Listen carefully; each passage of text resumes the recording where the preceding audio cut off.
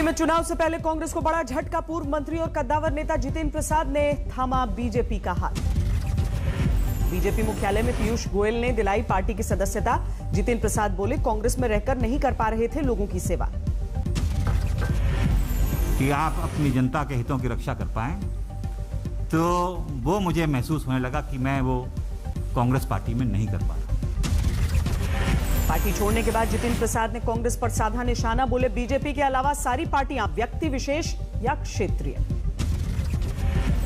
असली माने में कोई राजनीतिक दल है जो संस्थागत इंस्टीट्यूशनल दल है, वो भारतीय जनता पार्टी।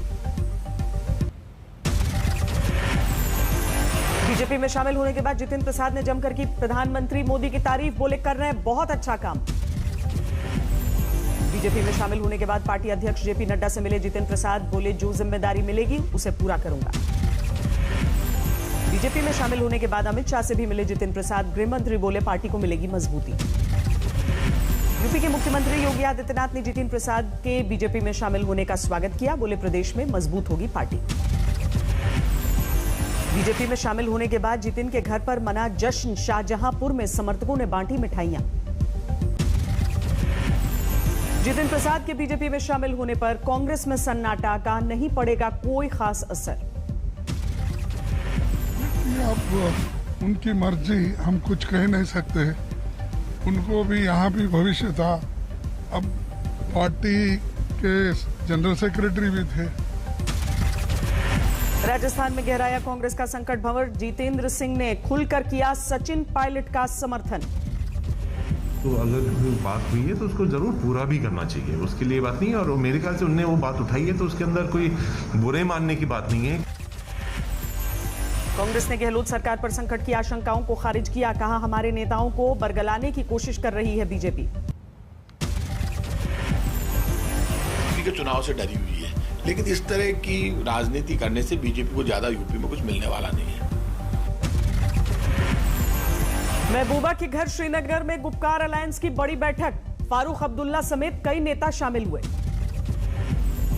जम्मू कश्मीर के पुनर्गठन की अफवाहों के बीच कश्मीर के विपक्षी नेताओं का मंथन। फारूक अब्दुल्ला ने की अगुवाई। पीएम मोदी से मिले बंगाल में विपक्ष के नेता शुवेंदु अधिकारी। राज्य में पार्टी की स्थिति और सियासी हालात पर चर्चा की। हावड़ा में राजीव बनर्जी के खिलाफ लगे पोस्टर। पार्टी में दोबारा शामिल नहीं करने के लिए ममता बनर्जी से अपील। राजीव बनर्जी पर भड़के बीजेपी सांसद सौमित्र खान। कहा, बिना रीढ़ का नेता। राजीव बनर्जी ने शुवेंदु अधिकारी के खिलाफ खोला है मोर्चा। सोशल मीडिया पर लिखा, बंगाल को मंजूर नहीं होगा राष्ट्रपति शासन। मुर्शिदाबाद पहुंचे टीएमसी नेता अभिषेक बनर्जी। आसमानी बिजली से मारे गए लोगों के परिजनों से मुलाकात की। पति से अलग हुई तृणमूल सांसद नुसरत जहां। बोली, तलाक की जरूरत नहीं क्योंकि शादी ही लीगल नहीं थी।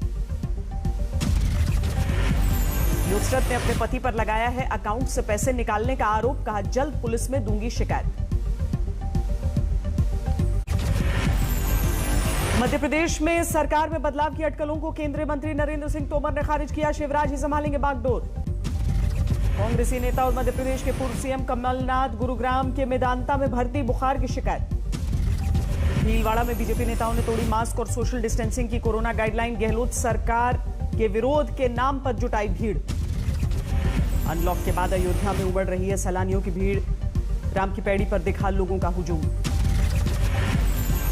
लॉकडाउन हटने के बाद लापरवाही का मंजर। गुवाहाटी के बाजारों में उमड़ी लोगों की भीड़। राजस्थान में कोरोना से अनाथ हुए 500 से ज्यादा बच्चे। सरकारी मदद पाने के लिए शुरू हुई जद्दोजहद। देश भर में सामने आए कोरोना के 92,596 नए मरीज। एक दिन में 2,219 लोगों की मौत। दिल्ली में पिछले 24 घंटे में सामने आए कोरोना के 337 नए मरीज। एक दिन में 36 की मौत। मुंबई में 24 घंटे में सामने आए कोरोना के 788 नए मरीज। एक दिन में 27 की मौत। आज से अनलॉक हुआ बिहार। सड़कों पर दिखने लगी लोगों की भीड़। नोएडा में आज से दौड़ने लगी मेट्रो। सोमवार से जिले में शुरू हुआ है अनलॉक। गुजरात सरकार का बड़ा फैसला। 11 जून से खुलेंगे मंदिर और जिम।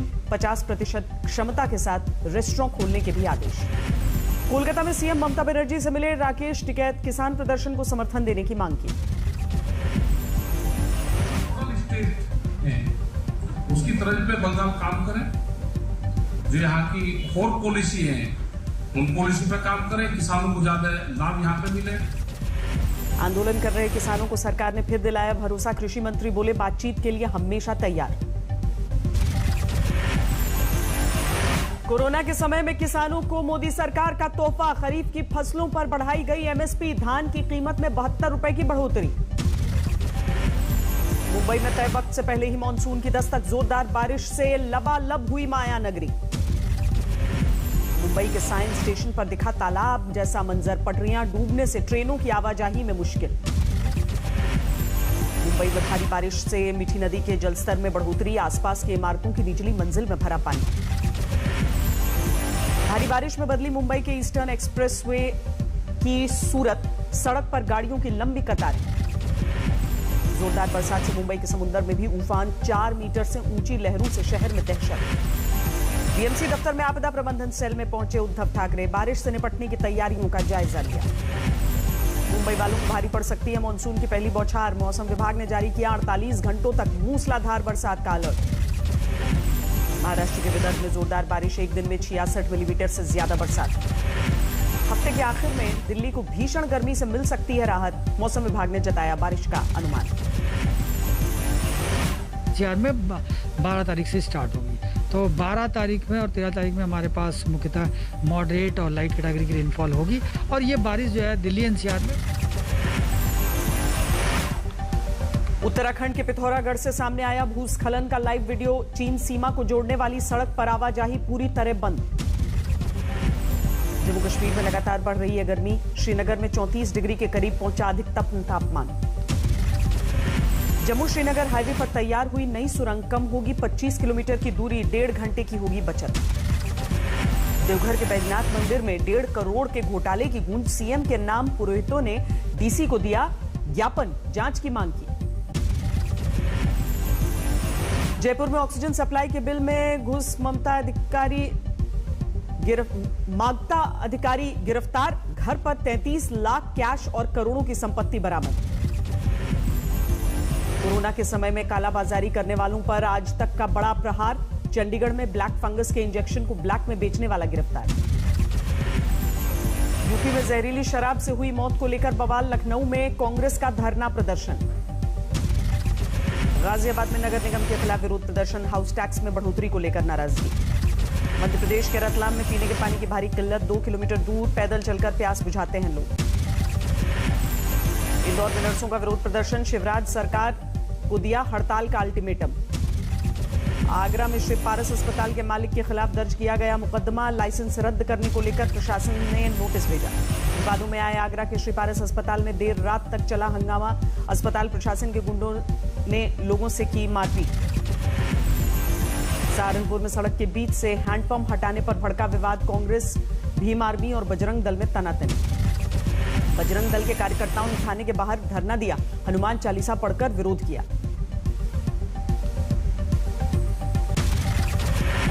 बिहार के बांका में मदरसे में विस्फोट को लेकर हड़कंप। डीआईजी ने मौके पर पहुंचकर मुआयना किया। अहमदाबाद के सानंद में पंडाल डेकोरेशन गोदाम में भीषण आग लगी। लाखों के नुकसान की आशंका। गुरुग्राम में शराब तस्करों पर कसा शिकंजा। 850 पेटियों में भरी 10,000 बोतलें। मेरठ के होटल में संदिग्ध हालत में छात्र की लाश से हड़कंप। पुलिस को खुदकुशी का शक। कन्नौज में भाई ने लाठी डंडों से पीटकर अपने सगे दिव्यांग भाई को उतारा मौत के घाट। जमीन विवाद में वारदात को अंजाम दिया। रोहतक में बॉक्सर की हत्या मामले में पुलिस ने मुख्य आरोपियों को दबोचा। लड़की से छेड़छाड़ मामले की भी हो रही है जांच। नोएडा में रात के अंधेरे में पार्टी कर रहे 16 लोग गिरफ्तार। कोरोना कर्फ्यू तोड़ने के आरोप में कार्रवाई। मिर्जापुर में बैंक से चोरी का सनसनीखेज मामला। बैंक बैग में रखे 50 लाख रुपए लेकर चोर फरार। हुगली में मरीज की मौत के बाद हंगामा। परिजनों ने डॉक्टरों के साथ मारपीट की। बाराबंकी में बाइक सवार दंपत्ति पर बदमाशों का हमला। पत्नी की मौके पर मौत, पति की हालत गंभीर। मध्य प्रदेश के अशोकनगर में बैंक के अंदर युवक ने लगाई फांसी। जेब से सुसाइड नोट मिला। मध्य प्रदेश के रीवा में मामूली विवाद पर 2 गुटों में खूनी भिड़ंत, 1 की मौत। समस्तीपुर के रोसड़ा में घूसखोर दारोगा गिरफ्तार। वीडियो वायरल होने के बाद एसपी ने कार्रवाई की। स्वामी रामदेव के खिलाफ जारी है आईएमए की मुहिम। पटना में योग गुरु पर दर्ज करवाया केस। तेल कंपनियों ने पेट्रोल डीजल की कीमतें 25 पैसे प्रति लीटर बढ़ाई। 1 लीटर डीजल की कीमत भी 100 रुपए के करीब पहुंची। अंतर्राष्ट्रीय बाजार में कच्चे तेल की कीमतों में लगातार दूसरे दिन तेजी। डिमांड में तेजी लौटने के असर से बढ़े दाम। अब कोविड वैक्सीनेशन सर्टिफिकेट में हुई गलती को ऑनलाइन ठीक करना मुमकिन। मोबाइल नंबर के जरिए होगा अपडेट। वेदांता समूह करेगा वीडियोकॉन का अधिग्रहण। एनसीएलटी ने दी 3000 करोड़ के प्रस्ताव को मंजूरी। दुनिया के सबसे अमीर शख्स जेफ बेजोस पर लगा कई साल तक टैक्स न चुकाने का आरोप। कई दूसरे अरबपतियों पर भी टैक्स चोरी के आरोप हैं। देश की सबसे छोटी बच्ची वीरा ने कोरोना को दी मात। फरीदाबाद में सर्वोदय अस्पताल के डॉक्टरों ने किया 1290 ग्राम की मासूम का इलाज। दाहोद में वैक्सीनेशन की रफ्तार बढ़ाने की बड़ी मुहिम। पदयात्रा करके दुकानदार से लेकर रेहड़ी वाले के बीच पहुंचे कलेक्टर। कोरोना के इलाज में कारगर साबित हो रही है एंटीबॉडी कॉकटेल थेरेपी। गंगाराम अस्पताल में 12 घंटे के भीतर डिस्चार्ज हुए 2 मरीज। केदारनाथ प्रशासन ने डाक के जरिए भक्तों को प्रसाद भेजने का इंतजाम किया। कोरोना के चलते 4 धाम यात्रा की गई है स्थगित। ब्रिटेन में फुटबॉल प्रेमियों के लिए अच्छी खबर। वैक्सीन की डबल डोज लेकर स्टेडियम में उठा सकते हैं मैच का मजा। टोक्यो 2020 ओलंपिक के लिए अंतर्राष्ट्रीय ओलंपिक समिति ने चुनी टीम्स। शरणार्थी टीम में होंगे 29 खिलाड़ी। 12 खेलों में पेश करेंगे चुनौती। पाकिस्तान में हुए रेल हादसे में अब तक 65 की मौत। 27 घंटों के राहत और बचाव कार्य के बाद सिंध प्रांत में बहाल हुई रेल सेवाएं। अमेरिका के कोलोराडो में टोर्नेडो तूफान का खतरा। आसमान में दिखा खतरनाक बवंडर। मौसम विभाग ने जारी किया है अलर्ट। 11 से 13 जून के बीच इंग्लैंड के दौरे पर जा रहे हैं जो बाइडेन। राष्ट्रपति बनने के बाद पहला ऑफिशियल टूर है। मानवाधिकार अवार्ड से नवाजे गए जेल में बंद रूस के विपक्षी नेता अलेक्सी नावेल्नी। जिनीवा शिखर सम्मेलन में दिया गया सम्मान। संयुक्त राष्ट्र सुरक्षा परिषद ने की एंटोनियो गुटेरेस को दूसरी बार महासभा में भेजने की सिफारिश। भारत समेत कई देशों ने समर्थन किया।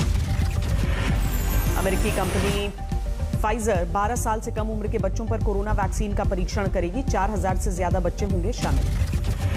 17 करोड़ 47 लाख के पार पहुंचा दुनिया में कोरोना के मरीजों का आंकड़ा। अब तक 37,62,000 से ज्यादा की जान गई। कोरोना में कमी आने के बाद मेक्सिको में खुलने लगे स्कूल। 80,000 बच्चे और 10,000 शिक्षकों की स्क्रीनिंग के बाद वापसी। टर्की में समुद्र की सफाई मुहिम का आगाज। मरमरा सागर में चलाया जा रहा है बड़ा अभियान। चीन के यूनान प्रांत में हाथियों ने मचाई तबाही। सैकड़ों एकड़ में लगी फसलों को बर्बाद किया।